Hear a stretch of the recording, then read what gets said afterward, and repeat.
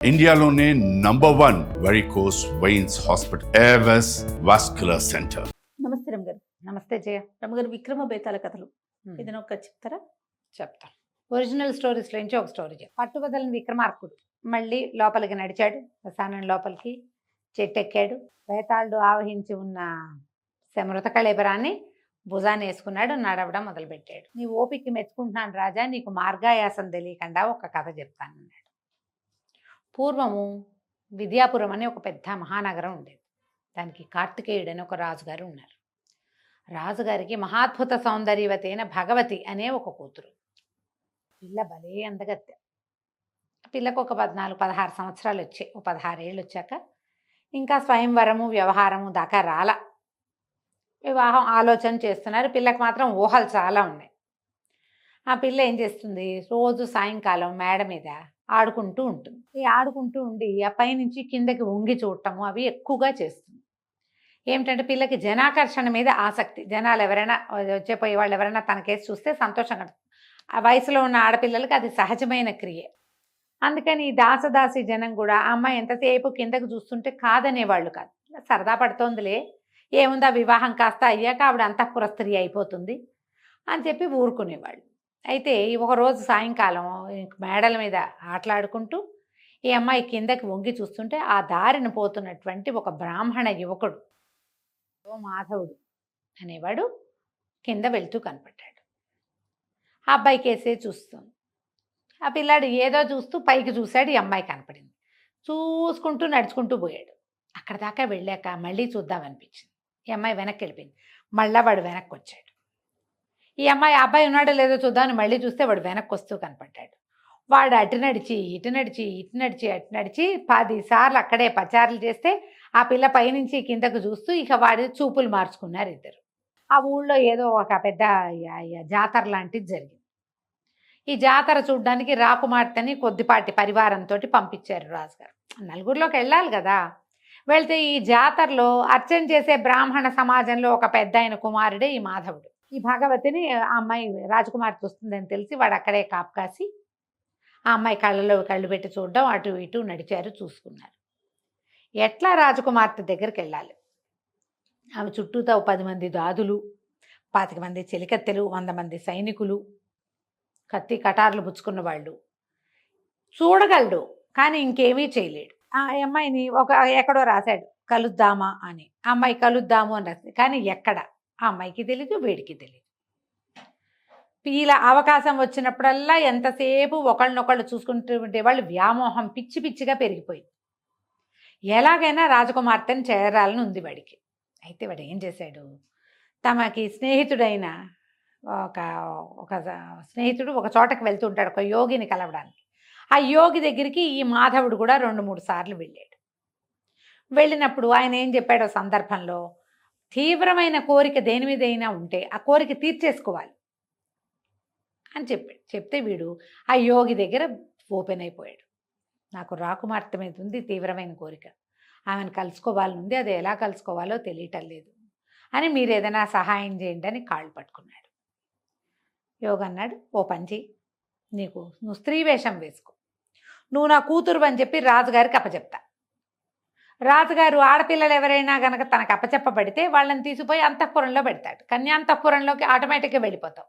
నువ్వు రాజకుమార్తెతోటి కావలసిన నాళ్ళు గడుపు, నేను 6 నెలల తర్వాత 3 నెలల తర్వాత వచ్చి నిన్ను వెనక్కి తీసుకుంటా అని చెప్పి కుర్రాడు ఒప్పుకున్నాడు. రాజకుమార్తెకి ఈ ఏర్పాటు తెలియదు, ఆవిడ తెలియదు, వీడే ఏర్పరిచాడు. వీడి తెలివితేటలే అనమాట. ఈ మాధవుడు ఏం చేశాడు, ఆ యోగితో కలిసి ఆడవేషం వేసుకుని ఆడపిల్లలాగా చక్కగా ఓణి అది వేసుకుని తలకేదో పెట్టుకుని వెళ్ళాడు. వెళ్తే యోగి రాజుగారికి నమస్కారం చేసి, బాబు నేను హిమాలయాలకి తపస్సుకి వెళ్తున్నానండి, 4 నెలల్లో తిరిగి వస్తాను, 4 నెలల పాటు నా పిల్లని రక్షించండి, మీ దగ్గర ఉంచుకోండి. ఈ వచ్చిన పిల్ల ఎట్లా కనపడుతోంది, ఓ 16 సంవత్సరాల ఆడపిల్ల, కన్య, అంటే వివాహం కాలేదు. రాజుగారు అన్నారు, అయ్యో అలాగే మా భగవతితో పాటే మీ అమ్మాయి కూడా ఉంటుంది, నేను రక్షిస్తానుగా అన్నాడు. మాధవి అని పేరు పెట్టి ఈ మాధవుణ్ణి అంతఃపురంలోకి ప్రవేశపెట్టారు. వీడు లోపలికి వెళ్ళాక ఈ మిగిలిన ఆడవాళ్ళకి ఎవరికీ తెలియకుండా ఒకనాటి రాత్రి తన స్వరూపం చూపించేశాడు యువరాణికి. ఇక ఇద్దరు కలిసి ఉండటం మొదలుపెట్టారు. పగల ఆడవేషంలో తిరిగేవాడు, రాత్రి తన వేషంలోకి దిగిపోయేవాడు. రాజకుమార్తెతోటి స్వేచ్ఛా విహారం చేశాడు వాడు. 2 నెలల పైన గడిచినాయి. ఇంతలో ఏమైంది, ఈ రాజుగారికి మంత్రి గారు ఉన్నారు కదా, మంత్రులు ఉంటారు ప్రతి రాజ్యంలో. మంత్రి గారి కుమారుడు గుణశర్మ. ఆ గుణశర్మ మహాద్భుతంగా చదువుకున్నాడు, శాస్త్ర విద్యలన్నీ అయినాయి. మామూలు తెలివి కాదు. రాజుగారికి ఒక మంత్రాంగంలో హెల్ప్ చేశాడు. అయితే రాజుగారికి నీకు ఏదైనా నాకు కావాల్సింది అడగబోయి, రేపొద్దున నువ్వే మంత్రి అనుకో, నీకేం కావాలంటే అది ఇస్తానన్నాడు. అనగానే నాకు ఎప్పటి నుంచో రాజకుమార్తెని వివాహం చేసుకోవాలని, రాజకుమార్తెనిచ్చి నాకు పెళ్లి చేయండి అన్నాడు గుణశర్మ. అనేసరికి రాజుగారు తెల్లబోయి, అలా ఎలాగోయ్, రేపు నువ్వు మంత్రివి కాబోతావు, పైగా నువ్వు బ్రాహ్మణుడివి, క్షత్రియ కన్యను ఎట్లా వివాహం చేసుకుంటావు, అయితే నాకు ఏ కన్య అయినా పర్వాలేదన్నాడు. అయితే మా అమ్మాయి లాంటి అద్భుత సౌందర్యవతి ఇంకొక పిల్ల ఉంది, ఆ పిల్లనిచ్చి నీకు పెళ్లి చేస్తా, నువ్వు ఇది అడిగావు, కన్యాదానం అడిగావు, నా దగ్గర ఇంకో కన్య ఉంది, ఆ కన్యనిచ్చి దానం చేస్తానన్నాడు.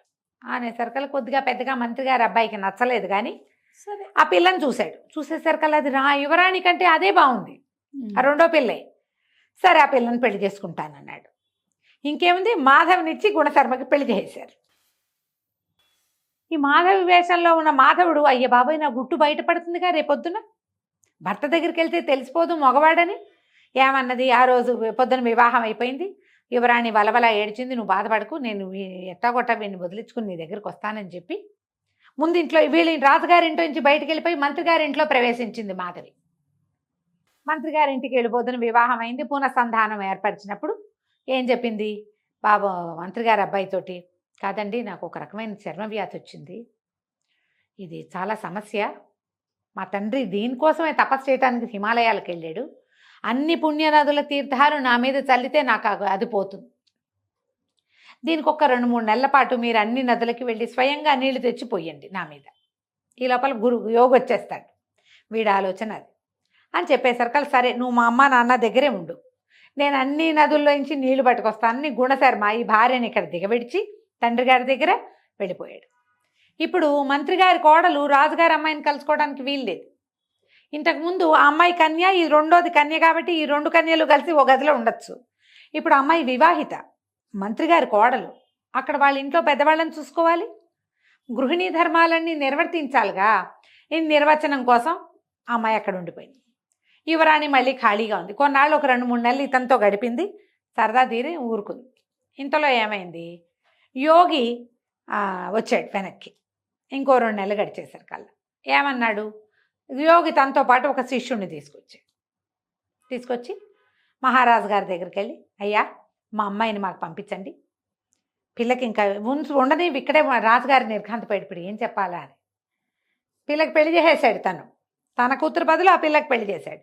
ఈ లోపల యోగి గారు అన్నాడు, మరేం లేదండి, ఇగో నా శిష్యుడు, వీడు నాకు చాలా ప్రీతముడైన వాడు, వీడికి నా విద్యంతా నేర్పించా, నా తపస్సంతా ధారపోసా, మీరు మా పిల్లని కనుక నాకు అప్పచెప్తే పిల్లనిచ్చి వీడికిచ్చి పెళ్లి చేస్తాను అన్నాడు.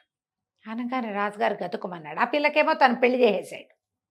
ఏమన్నాడు, అయ్యా క్షమించండి, ఏదో ఒక పరిస్థితిలో మా మంత్రి కుమారుడికి ఇచ్చి మీ అమ్మాయినిచ్చి వివాహం చేశాను, మీరు ఇతరత్రా భావించవద్దు, రాకుమార్తెనిచ్చి మీ శిష్యుడికి పెళ్లి చేస్తాను నేను. ఇప్పుడు నేను మాట తప్పే పరిస్థితి వచ్చింది, ఇంకో దారి లేదు, కాబట్టి ఇక తప్పనిసరి అయినా సరే మీకు ఇచ్చి మీ శిష్యుడికి ఇచ్చి వివాహం చేస్తానని పొద్దున్నే పెళ్లి చేసేసాడు. అన్ని తొందరైనా పెళ్ళైపోయింది. పెళ్ళైపోగానే ఈ లోపల అందరికీ తెలిసింది రాకుమార్తె పెళ్ళైపోయిందో అని. అయిపోగానే మంత్రి గారింట్లో కూడా తెలిసిపోయింది. మంత్రి గారింట్లో కోడల వేషంలో ఉన్న మాధవుడు లవో దిబోమని పరిగెత్తుకుంటూ వచ్చేసాడు. రాకుమార్తెకి పెళ్ళి ఎలా చేస్తారు, నేను ఆమెను ప్రేమించాను, నేను ఆమెతో గడిపాను, ఆమె నాతో గడిపింది, ఈ పెళ్లి చెల్లదు, ఈ పిల్ల నాది అన్నాడు. రాజుగారి నెత్తి మీద చేతులు పెట్టుకుని కూర్చున్నారు. ఇక్కడ దాకా చెప్పాడు పేతాళ్ళు. ఇప్పుడు చెప్పు, రాకుమార్తె ఎవరికి చెందుతుంది, మాధవి స్వరూపంలో ఉన్న మాధవుడికా, యోగి గారి శిష్యుడికా అనేసరికి విక్రమార్కుడు అన్నాడు, అమ్మాయితో నువ్వు ఎలా గడిపావనేది కాదు, శాస్త్రవిహితంగా వివాహం జరిగిందా లేదా అనేదే ముఖ్యం. అమ్మాయిని తండ్రి కనుక కన్యాదానం చేస్తే ఆ పెళ్ళే చెల్లుతుంది. అమ్మాయితోటి దొంగతనంగా వాడు ఎక్కడో ఏదో చేస్తే దాన్ని పెళ్ళనడానికి వీల్లేదు. గాంధర్వ విధిని వివాహం చేసుకుంటే వేరే కథ, ఇది వివాహం జరగల, ఇవి నాతో గడిపింది అంటున్నాడు, కాబట్టి అది చెల్లదు. యోగ్ గారి కొడుకే అల్లుడు అయ్యగారి శిష్యుడే రాజుగారి అల్లుడు, మాధవుడిని తన్ని తగిలేయటమే అని చెప్పాడు. కథ కంచికి మనం ఇంటికి. ఇది వినంగానే బేతాళుడు భలే సరిగ్గా సమాధానం చెప్పావు. ధర్మశాస్త్రం ప్రకారం తండ్రి ఈ పిల్ల నాది, నేను దీన్ని నీకు ఇస్తున్నాను అని ఎవరి చేతిలో అయినా పెడితేనే ఆ పెళ్లి చెల్లుతుంది. వీరు ఇతరత్రా ఏ వ్యవహారాలున్నా చెల్లదు. ఒకవేళ వాడు పెళ్ళే చేసుకుంటే అది వేరే కథ. ఆమె వివాహితగా చెలామణి అయితే అది వేరే కథ. అది కానప్పుడు ఆమె కన్యాంతఃపురంలో ఉండి కన్యగానే చెలామణి అవుతే తండ్రి చేసిన పెళ్ళే చెల్లాలి. చాలా బాగా చెప్పావు. కాకపోతే నువ్వు మౌనభంగం చేసావు కదా రాజా, నేను వెళ్ళిపోతున్నానని బేతాళుడు రయ్యమని మళ్ళీ చెట్టెక్కాడు. విక్రమార్కుడు మళ్ళీ వెనక్కి తిరిగాడు. కథ కంచికి మనం ఇంటికి. నమస్తే రమ్మగారు. నమస్తే జయ.